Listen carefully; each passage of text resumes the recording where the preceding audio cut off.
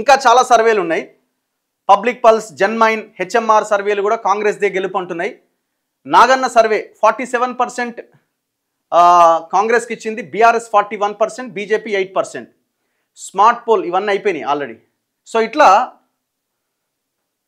All survey సంస్థలు దాదాపుగా BRS గెలుస్తుంది అని చెప్పిన సర్వే సంస్థ ఒక్కటి కూడా లేదు దాదాపుగా. ఒకవేళ బీఆర్ఎస్ గెలిచే అవకాశం ఉంటే ఈ పాటికి ఎప్పుడో రెడీ చేసి మొత్తం అంతా కుమ్మేటోళ్ళే.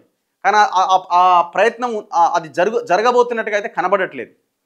అండ్ దట్టు దీని అంతటికి ఇంకొక ఎగ్జాంపుల్ ఏంటంటే మాగంటి సునీత బయటకు వచ్చి ఆమె గొడవ చేయడం, ఓట్లన్నీ వేయించుకుంటున్నారని హడావుడి చేయడం, ఆందోళన వ్యక్తం చేయడం, కొంత ఇది అంతా కూడా వీళ్ళు ఓడిపోతున్నారేమో అనేటువంటి ఒక ఇది మనకు కనబడుతున్నది.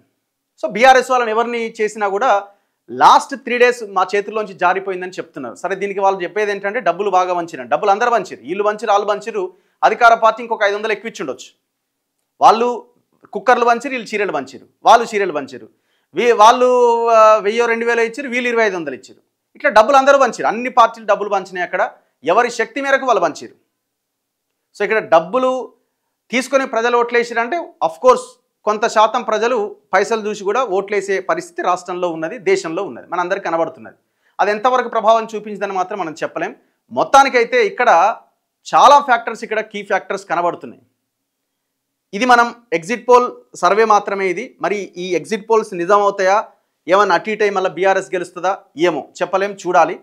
మొత్తానికైతే ఎగ్జిట్ పోల్స్ చెప్తున్న అన్ని లెక్కల ప్రకారంగా బీఆర్ఎస్ గెలుస్తుంది అని ప్రీపోల్ సర్వేలో చెప్పిన సంస్థలు కూడా ఇప్పుడు కాంగ్రెస్ గెలవబోతుందని చెప్తున్నాయి. చూద్దాం మరి ఏం జరుగుతుంది, ఎలాంటి